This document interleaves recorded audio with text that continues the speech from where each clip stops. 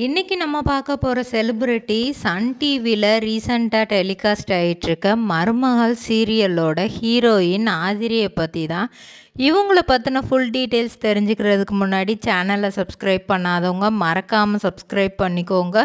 அப்போ தான் நாங்கள் போடுற வீடியோஸ் உங்களுக்கு நோட்டிஃபிகேஷனாக வரும். வாங்க வீடியோக்குள்ளே போகலாம். ஆதிரையோட உண்மையான பெயர் கேப்ரியலா நட்டேலி சார்லட்டன். இவங்களுக்கு இப்போது ஜோடியாக நடிச்சிட்ருக்கவர் நம்ம பிரபு அவர்கள். ஸோ ஆதிரையும் பிரபுவும் கெமிஸ்ட்ரி இப்போது ஓரளவுக்கு செட் ஆகி போயிட்டுருக்கு. ஆக்சுவலாக ஸ்டார்டிங்கில் இவங்க ஒரு டாம் அண்ட் ஜெரி கப்புள்னு தான் சொல்லணும். இவர் டோட்டல் ஒரு பக்கா கஞ்ச பிஸ்னாரி அப்படின்னு சொல்லலாம். இவங்க நல்லா செலவு பண்ணுற ஒரு கேரக்டர், ஃபேமிலியோட நல்லா ஜெல்லாகிற ஒரு கேரக்டர். ஆனால் பிரபுவை பொறுத்த வரைக்கும் தனியாக இருக்கணும், காசு நிறையா செலவாகுது அப்படிங்கிற மாதிரி ஒரு கேரக்டர். ஸோ இந்த கேரக்டர் ஆதிரை கேரக்டரை நம்ம நிறைய இடத்துல விஜய் டிவியில் பார்த்துருப்போம். கேபியாக நம்ம எல்லாருக்குமே தெரியும், ஏன்னா அவ்வளோ அழகான டான்ஸர் அவங்க. இவங்க 1999 டிசம்பர் மாதம் 18 பிறந்திருக்கிறாங்க. இவங்க அப்பா அம்மா பேர் சார்ல்டன், சுனிதா. இவங்க ரொம்பவே ஸ்ட்ரிக்டாக தான் தன்னோட பொண்ணை வளர்த்துருக்காங்க. அவங்க அம்மா டைடல் பார்க்கில் ஒர்க் பண்ணுறாங்க. அவங்க அப்பாவும் பெரிய கம்பெனியில் தான் ஒர்க் பண்ணுறாரு. ஸோ 2 பேரும் ரொம்பவே ஸ்ட்ரிக்டான ஆஃபீஸர் தான். ஒரே ஒரு பொண்ணு தான்.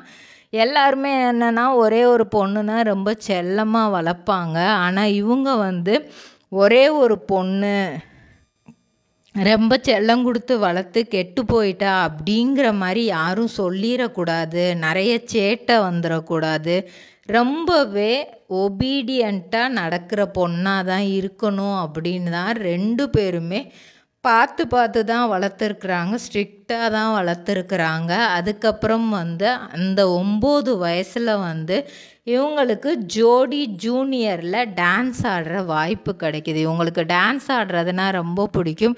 ஸோ ஸ்கூல் மூலியமாக தான் இந்த வாய்ப்பு வருது. ஸோ ஸ்கூலில் இருந்தும் அவங்களோட டான்ஸ் டீச்சர் இவங்கக்கிட்ட பேசுகிறாங்க, கேபி அம்மா கிட்ட பேசுகிறாங்க. அது மட்டும் இல்லாமல் விஜய் டிவி டீமில் இருந்துமே இந்த மாதிரி என்ன சொல்லிடுறாங்கன்னா, ஆடிஷனுக்கு வாங்க, அதில் நம்ம செலக்ட் பண்ணுறது தான் அப்படிங்கிற மாதிரி தான் ஆஃபர் வருது.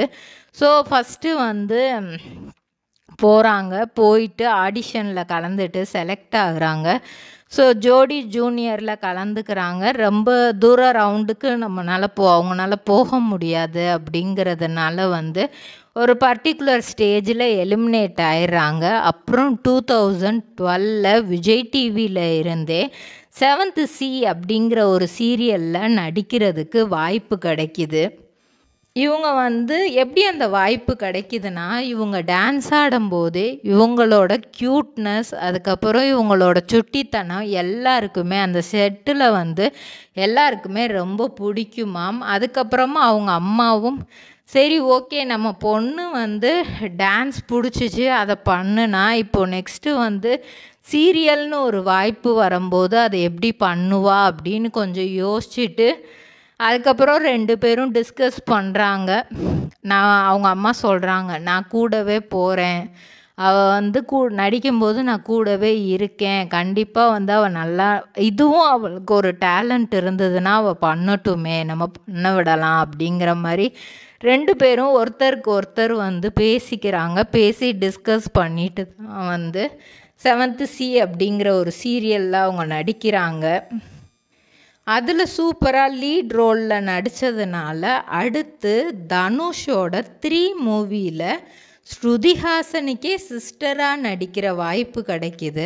ஆனால் என்ன சொல்லிடுறாங்க அப்படின்னா, இந்த படத்தில் இவங்களுக்கு சுமி அப்படிங்கிறது பேர். ஆனால் இவங்க ஊமையாக நடிக்கணும், பேச வராத ஒரு பொண்ணாக நடிக்கணும் அப்படிங்கிற மாதிரி சொல்கிறாங்க.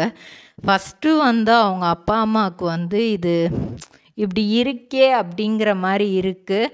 ஆனால் அந்த ரோலோட இம்பார்ட்டன்ஸை சொல்லவும் வந்து அவங்களுக்கு ரொம்ப பிடிச்சிருச்சு.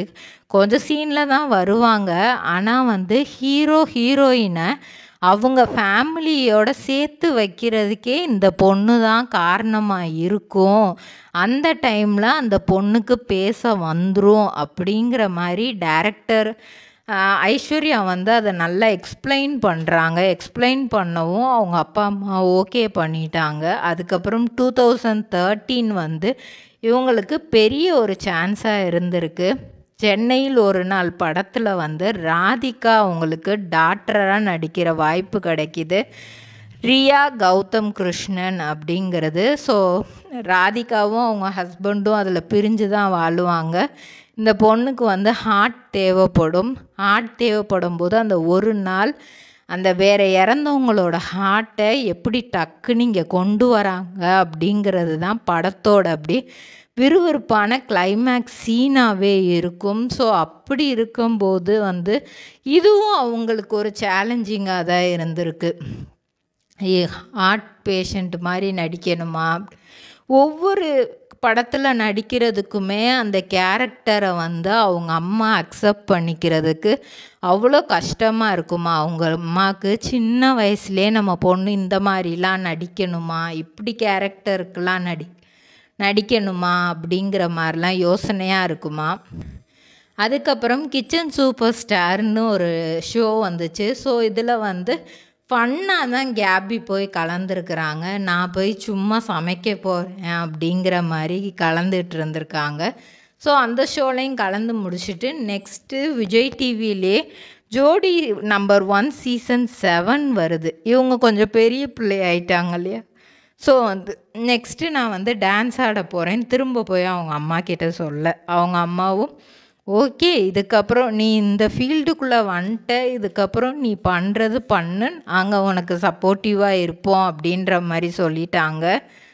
ரஃபீக்கோட டான்ஸ் பண்ணுறாங்க ஃபுல் அண்ட் ஃபுல். அதில் வந்து இவங்க பண்ண ஹார்ட் ஒர்க், அவங்களுக்கு வந்து சின்ன அந்த 9 வயசில் நடந்த விஷயம் அப்படியே மனசில் இருந்து இந்த சீசனோட வின்னராகவே அவங்க வந்து மாறிட்டாங்க. ஸோ அவ்வளோ வெறி மனசுக்குள்ளே அந்த வயசில் நடந்த விஷயங்கள் எல்லாத்தையும் ஞாபகம் வச்சுட்டு அதுக்கும் அவங்க ரஃபீக் அவங்க வந்து ரொம்பவே சப்போர்ட் பண்ணி வின் பண்ணிட்டாங்க. இவங்க வந்து நெக்ஸ்ட்டு காலேஜ் வந்து லொயோலா காலேஜில் வந்து பண்ணுறாங்க. லொயோலா காலேஜில் பண்ணிகிட்ருக்கும்போதே 2016 அவங்களுக்கு அப்பா படத்தில் நடிக்கிற வாய்ப்பு கிடைக்கிது. இதில் வந்து ரஷீதா பானு அப்படிங்கிற கேரக்டர் ஸ்கூல் டாப்பர்.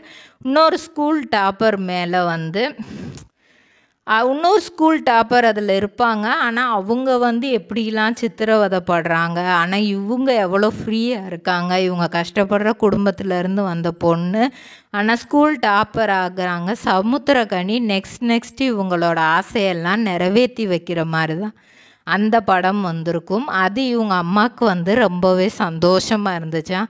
அவங்க அம்மா கிண்டலாகவே சொல்லுவாங்களாம், இது இப்போ நீ ஆக்சுவலாக படித்ததில் நீ ஸ்கூல் டாப்பர் ஆகலை, ஆனால் படத்தில் நீ ஸ்கூல் டாப்பர் ஆகி நீ இன்டர்வியூ கொடுத்தது வந்து எனக்கு ரொம்பவே ஹாப்பியாக இருந்துச்சு. அது ஒரு சீனாக வந்தால் கூட எனக்கு அது பார்க்க ரொம்ப சந்தோஷமாக இருந்தது அப்படின்னு அவங்க அடிக்கடி வந்து ரொம்ப மகளை வந்து டீஸ் பண்ணியிருக்கிறாங்க. அதுக்கப்புறம் 2020 வந்து பிக் பாஸ் சீசன் 4 வந்திருக்கு. ஸோ இதில் வந்து ஃபைனலிஸ்ட் ஆகிற வரைக்கும் வந்திருக்காங்க.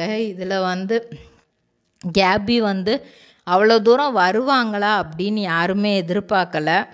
ஆனால் அடுத்தடுத்து அழகாக நடித்து கிட்டத்தட்ட ஃபைனல்ஸ் வரைக்கும் அந்த ஃபைனல் ஸ்டேஜை ரீச் பண்ணும்போது மணி பாக்ஸ் அப்படிங்கிற ஒரு சேலஞ்ச் அங்கே வைக்கும்போது அவங்களுக்குள்ள ஒரு குழப்பம், நம்ம வந்து மக்கள் மனசை வந்து இம்ப்ரெஸ் பண்ணியிருப்போமா தெரியலையே, நம்ம வேண்டாம் எதுக்கு இந்த ரிஸ்க்கு.